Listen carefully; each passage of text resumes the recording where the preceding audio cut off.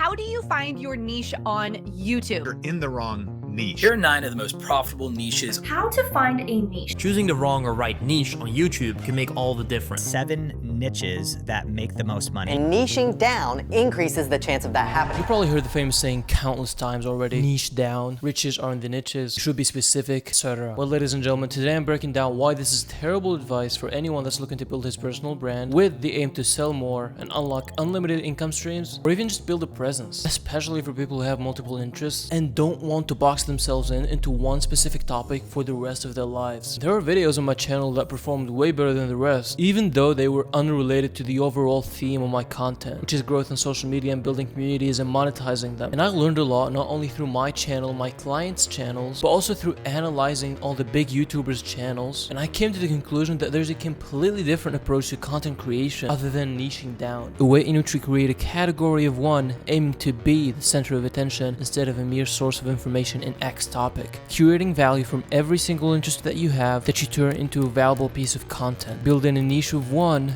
that cannot be replicated. You are the niche.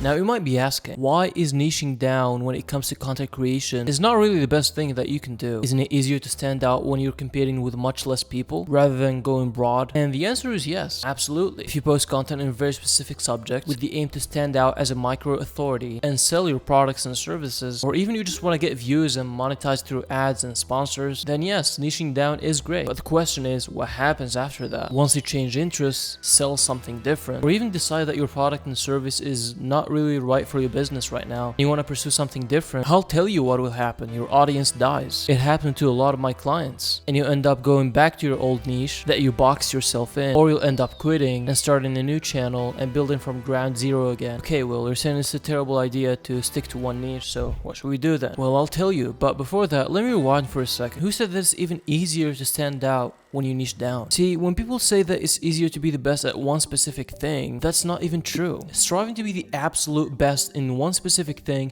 is 99% unattainable, and that's just a statistical fact. So it doesn't even make much sense trying desperately to fit into one specific thing your entire life in the pursuit of attempting to be the best, not because you're passionate about it, because that's a completely different story, but only because you've been fed up with the same old song, just niche down, from people that don't niche down themselves. Now yes, you can be among the best, but why settle to be top 30% when you can be the best? But Will, didn't you just say it is unattainable? Make up your mind, bro. Yes, I did say that. If you're trying to fit into one specific category that has huge competitors, for example, if you're trying to be the next Mr. Beast, that is almost impossible. Not because you can't, but because it's taken. See, Mr. Beast has made a category of one. There was no Mr. Beast style before him. He made a category of one that is so hard to replicate. And even if you did replicate it, his style of videos will always be attributed to him, and you'll end up being looked at as a copycat. But here's what you should be doing instead. You should create your own category of one. The niche is you. For instance, look at Ryan Trahan. He created a completely new series concept that got me binge watch his content. He got a unique minimalistic editing style that reflects authenticity. Add to that his unique, awkward, and funny character with people. Now, he didn't try to change that about him, his character. He went all in on his own thing. His videos don't resemble any others. If you look at YouTubers that made it big, like Logan Paul, first was popular for his vines, then it was daily vlogs, then it was a podcast, after that he got into boxing, and then WWE. He's still doing his podcast, and he never really lost his audience. Matter of fact, he keeps growing. Same thing with KSI, big streamers like Kai or Speed. All of them are just their own entities. But if you watch my channel for a bit, you know that I don't talk a lot about entertainers. I just focus on educators, because the educator simply has much more leverage to monetize his own community, because he's the problem solver, a value creator. Now, the category of one also applies to value creators like Alex Hormozi, Iman Gaji, or even Andrew Tate. It doesn't matter what these guys will say, people are there to listen. Their own life and personal story and unique philosophy and way of life is what people are invested in. When I say Iman Gaji, you don't think of business advice, you think of the kid that grew his agency to millions of dollars, the SMMA figure. He was one of the first that made it a buzzword. When I say Andrew Tate, you don't think of a business guru, because there are hundreds who are better than him at this space, but his unique story and character made him a role model for young men that are looking to improve their lives. A unique and confident personality that advocates for hard work, being strong, sticking to the essence of masculinity, which revolves around taking care of those around you. If you think of all the greatest men who ever lived that we all mostly look up to, you'll realize that all those people haven't reached their level of success accessing greatness solely by excelling at one specific craft and becoming top 1% at it. Muhammad Ali wasn't just a top 1% boxer, he was a great speaker and poet. Fly like a butterfly, sting like a bee is the most iconic line ever in the world of boxing. Albert Einstein, who was also a musician, played the violin and often spoke about how music influenced his thinking and creativity in science. Steve Jobs had deep interest in design, calligraphy, and Eastern philosophy. These influenced his approach to product design, leading to the creation of aesthetically pleasing and user-friendly technology. Bruce Lee, the person who got me to obsess over martial arts, wasn't just a top 1% martial artist, he was a philosopher, filmmaker, and actor. His deep understanding of philosophy and his ability to articulate his thoughts on self-expression shaped his unique approach to martial arts and life, and to the movies that still tell his legacy to this day, and you wouldn't even know him without them. And it's funny enough that he was actually a pioneer of advocating for self-expression and breaking free from styles and crystallization. You shouldn't limit yourself to one specific type of content and get trapped once you want to branch out. Let all of your interests and passions shape themselves into your own message, mission, and way of life that you share with your audience. However, there's one common thing that should be present in every single piece of content that you make, no matter what your niche is. You have to make sure the free content you're writing helps people solve a certain problem. No matter what video you made, make sure that at the end of that video, people have either actionable steps towards solving a certain problem or even unlocked a new perspective or insight on things that would make them approach their problem solving completely differently. Okay, but how to sell though? In business, it is known that to sell or market an X product, you should target X people. You can't sell a fitness course to a Fortnite dude, so how not niching down would help in this case? Well, when you have a broad audience and you want to sell a certain solution, you don't have to promote that solution to every single one that watches you. There are many systems and processes that qualify the right prospects for your offer. For instance, starting a newsletter for people who are interested in solving X problem, building a community on school for those people, lead magnets. There are many different ways to sell to the right people, and this shouldn't be your concern if you really want to make it big. Your concern should be given as much value as you can by creating content that reflects your own ideas, synthesis, and unique take on information that you consume, presenting actionable solutions and insights to people who haven't reached your level yet. And this is a beautiful philosophy I learned from Dan Coe. As you grow